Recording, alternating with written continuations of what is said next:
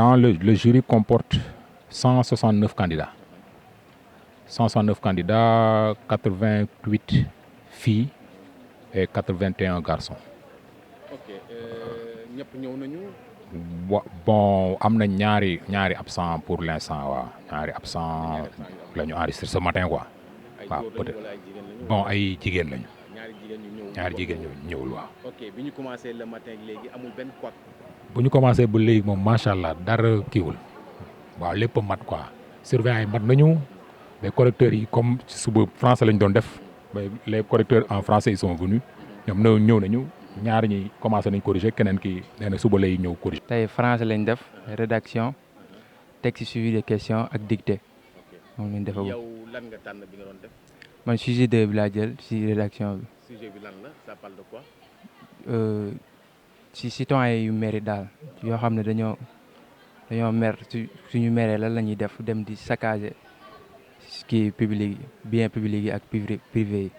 sujet 2 bi moom abordable na trop boobu moom moo gën a yomb sujet 1 bi ndax sujet 1 bi si kii la ñuy wax Mariama Ba affaire yooyu noonu te xam nga ñun mooy loolu lecture yi fooruñ si bu baax quoi. tey def nañ français dictée lañ def texte suivi de question ak rédaction. ok rédaction bi après c'était au choix. waaw. lan nga tànn yow. man deuxième sujet bi laa tànn. le sujet parlait de quoi. si citoyen na ñuy s'attaquer aux institutions comme ay police yooyu noonu. le rôle d'un bon citoyen. ok gis nga ne le sujet était abordable. c'était abordable. ok noo gisee l'ensemble du sujet li ngeen def tey le matin yëpp. tey moom lu ñu defagum moom macha allah c'était abordable. franchement. tu es confiante. oui. ok bonne chance. merci. lan ngeen di def tey le soir. anglais ak SVT. après épreuve facultative dañuy commencer oral d'anglais. Donc on a 2 correcteurs en anglais, donc 169 par 2, divisé par 2, ça fait 80 et quelques. Bon, si nous parlons, s'il termine le samedi, je sais pas, le dimanche, c'est pas évident, bon, mais à la maison, on peut travailler à mettre les notes, à entrer les notes. Mais peut-être, bon, lundi, si on commence à 8 heures, ben, au plus tard le soir, on pourra délibérer. Entre lundi et mardi. lundi daal yaakaar naa résultat yi nañ mën a génn waaw bu génnul lundi ci ngoon moom mardi matin xam naa dina génn. Qu'est-ce que vous dites à vos candidats? waaw mais ñu kii rek ñu góorgóorlu rek concentré wu surtout concentré wu ne pas se laisser distraire bon ce matin les épreuves qu'ils ont subi ce matin apparemment c'était pas compliqué donc avec un peu de concentration bon ils peuvent s'en sortir. Moi je m'appelle Bouakar.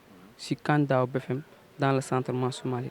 Les sujets étaient abordables, on a bien travaillé et je pense que nous allons tous réussir. Ok, qu'est-ce que vous avez fait aujourd'hui comme sujet? Les sujets, c'était quoi aujourd'hui?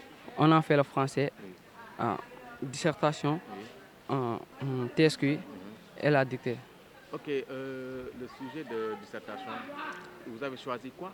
Moi j'ai choisi le sujet 2, des grèves que les citoyens organisent. Le rôle d'un bon citoyen. Ouais, non, les grèves que les citoyens organisent pour manifester leur mécontentement. Ouais. Okay. Bah, pour moi, c'était le plus abordable, c'est pour ça que je l'ai fait.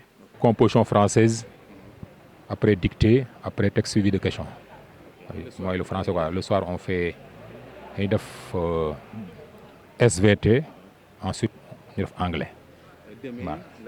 Suba, mathématiques, 8h, 10h, histoire géographie, 10h midi, 15h éducation civique, après sciences physiques, donc 16h sciences physiques. Samedi, on a LV2, donc espagnol ou arabe, et ensuite épreuve facultative, dessin, musique, wala économie familiale. xam nga examen moom daanaka moom doo xaar ba jour ji bon ngay mën a def yenn yi boo gisee organisation bi jaar yoon di dégguloo lii dégguloo là tout le monde est à l'aise parce que bon il y avait une équipe qui était derrière quand même quoi et j'en fais partie même je suis même locomotive même de cette équipe maintenant ce n'était pas évident comme ni ma la ko waxee mais sant yàlla on a fait tout que les salles soient propres et puis organisation bi ku ñëw ñu dalal la vraiment orienté la au niveau des salles ñu ne la salle bi nga war a mën a nekk vraiment bon c'était ça l'essentiel quoi.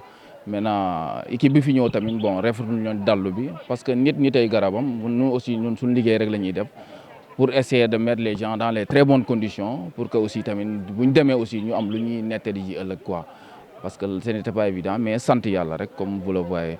Maintenant je profite de l'occasion aussi de lancer un appel aux autorités locales que ce soit la mairie ou bien la ville de Dakar bu am compétence fii nii au niveau du collège parce que fii boo xoolee correcteurs yi yow gis nga leen fu ñuy corriger foofu du seen place maintenant puis loolu lu jar a bàyyi xel la aussi tamit parce qu'on n'a pas des blocs administratifs ni des locaux parce qu'on a 8 salles pilotes boo xoolee y a des salles à réfectionner te budget école parfois am na yenn yoo xam ne attanu ko donc autorités locales yi que ce soit peut-être bon nee nañ peut-être bon la commune n'a pas ses compétences c'est la ville même di lancer un appel encore au niveau de la ville de Dakar ñu fexee gestu école yi parce que à chaque année aussi ba dañuy bind demande envoyé leen ko mais bon duñu am répondant maintenant il est temps aussi tamit ñu xoolaat école yi vraiment dimbale leen sur le plan infrastructurel. Je suis dans le cabinet du maire pour les affaires éducation donc fi ñëw tey exceptionnellement comme ñi ngi examen la communauté doit venir pour encourager les chefs de centre yi nga xam ay gan lañu ak l'encadrement et tout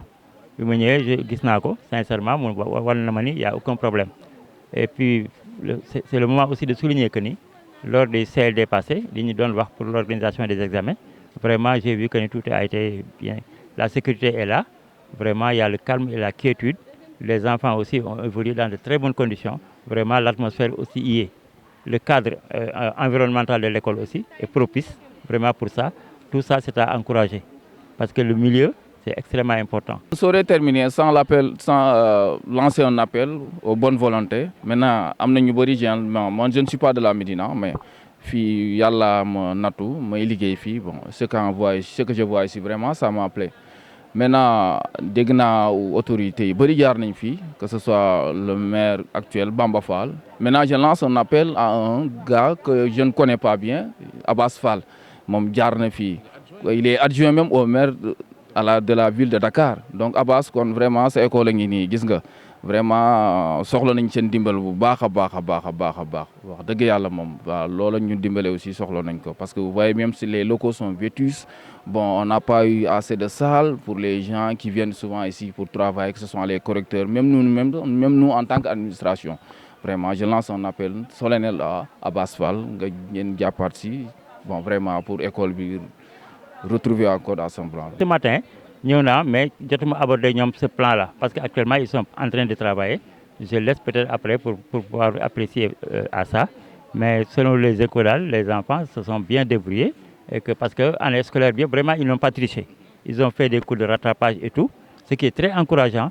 Il y a aussi des associations de jeunes qui sont dans la Médina yoo xam ne organiser nañu des journées de révision et tout là aussi damay profiter de les remercier parce que tout ce que vous faites j'apprends beaucoup de la Médina à travers vous ça il faut le reconnaître du ma xëy mukk c'est comme un pain pour moi te consulter wu ma ko donc là aussi c'est à encourager di encourager les ASC les jeunes ñi nga xam ni vraiment ñi ngi encadrer candidats yi ba tey yàlla def ñu ñëw pour def examen ñuy ñaan yàlla jàppale leen si ndax vraiment nit su dee yootu dara def si fulaam ak faydaam et yàlla mën na ko jàppale waaw moo gën toog ba au dernier moment doo jàng doo def dara bëgg a admis kooku moom mënul nekk te tey ñaax parents yi tamit le gros du travail c'est les parents parce que l'école c'est l'école de la communauté léegi communauté si seen bopp su enseignant bi lay def li mu war a def te yow la communauté à la maison tu vois un enfant le vendredi le samedi et le dimanche dans la rue jouer football wala nekk en petit groupe pour voir ay WhatsApp ak yu kenn xamal yooyu yëpp c'est pas tellement ça donc du football aussi dans la rue jusqu'à 22h